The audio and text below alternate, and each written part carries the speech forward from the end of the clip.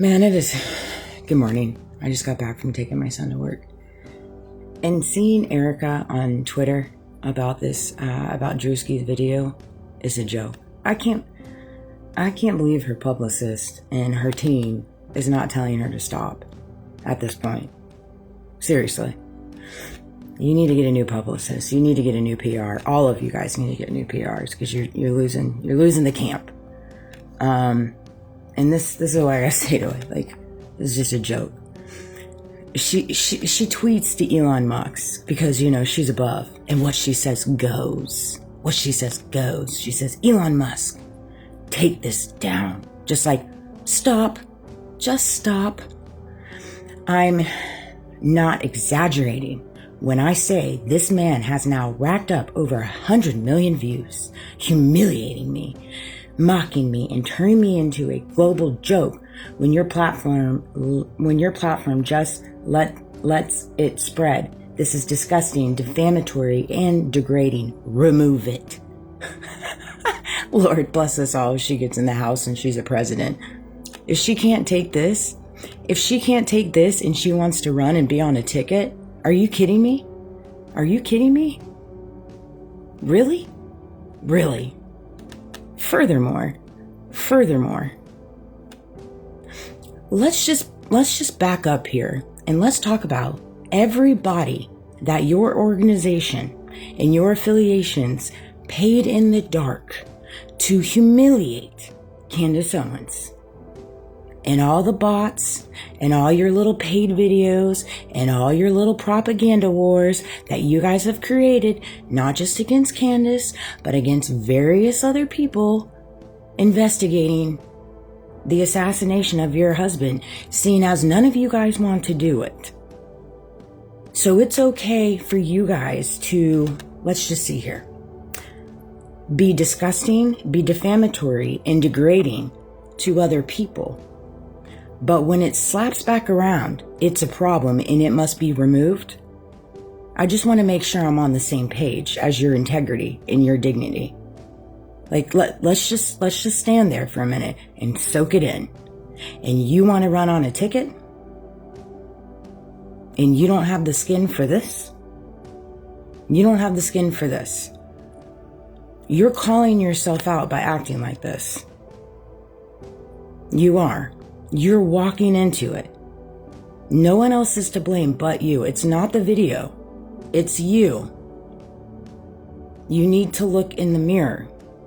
Many people need to look in the mirror.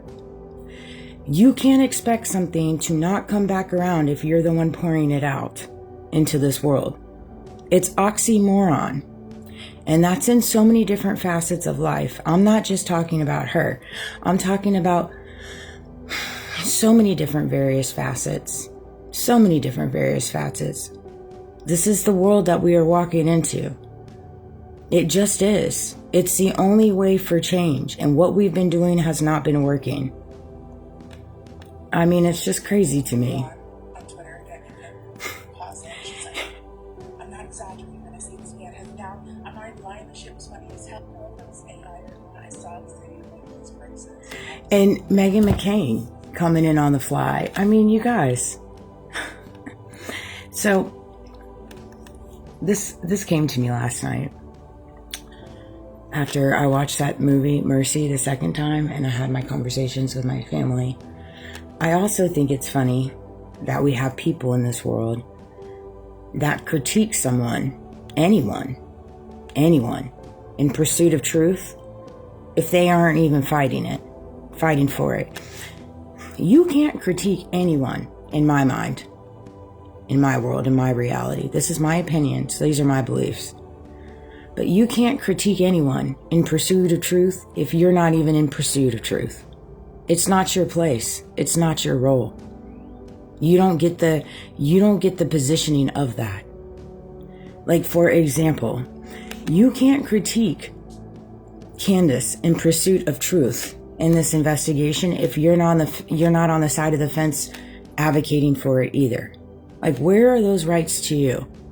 Why do you get the godlike role in determining who is in pursuit of truth and who isn't when you're not in pursuit of truth? True truth. Not made up truth. Not bend the truth. Not create false records for truth. Not plant weapons for truth. Or hide true videos.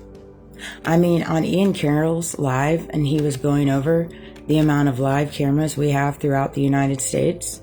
And I just think it's so comical that the only footage we have of Tyler running across the rooftop is the one that they released when there's cameras everywhere. We all have phones. If it was so evident, if the amount of evidence is so bold, there's so much, it's outside of this world. I mean, it's just, you know what I mean? And so it's like, it's just, to me, I find it to be unique to see the amount of people on all sides of the fence critiquing and trying to just tear people down because they're in pursuit of truth, their truth, the truth of justice, the truth of heinous actions, the truth of the injustice in our world, in our politics, in the Epstein files, in this war, the truth and injustice in this war. We now have troops on their way to fight in the war. Could you imagine what they're feeling right now? And even those already over there and the families that have lost their loved ones. Can you imagine what they're going through right now? And they don't even know why they're doing it. They don't even know why they lost their loved one. They don't know why. Why? Nobody can give a why. They can say because of immigration, they can say because of borders, they can say because of all this stuff with Iran and the nukes and all that, but all of it's not truth. None of it stands on facts. It's all hearsay. And we can't believe a freaking word Bibi says. We can't believe a word any of them say. They've lost their credibility. They've completely lost their credibility.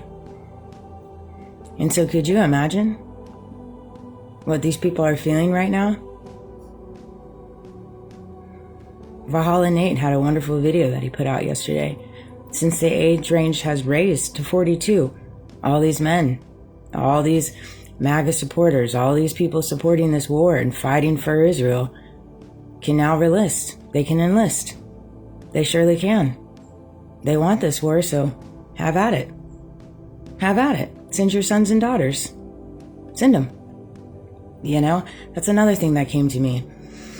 Why do we have so many people in this world concerned about another nation instead of worried about our own? They live in the United States. They're a U.S. citizen, supposedly, and yet they're so worried about another nation. Why don't you go move to the other nation? Why do you even live here?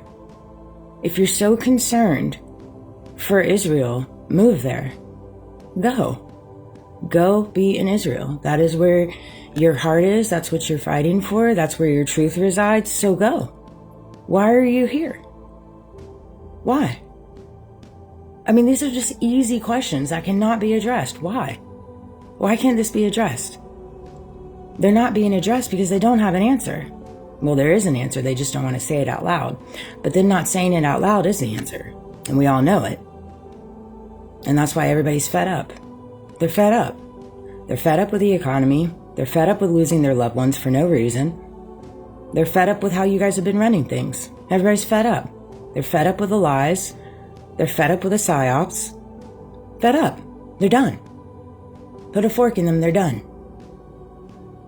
You've fed them enough delusion where they're like, no, we're done.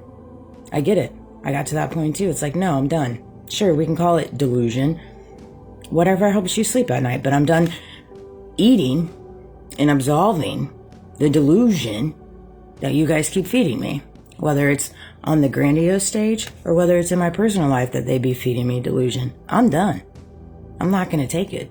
They can keep playing their role, playing their part, playing their illusions, doing their tactics. Of course, they can keep doing all that. But I ain't going to feed into it. Because I have control. They don't have control over me. They never did. Unless I gave it to them. Then I took it back.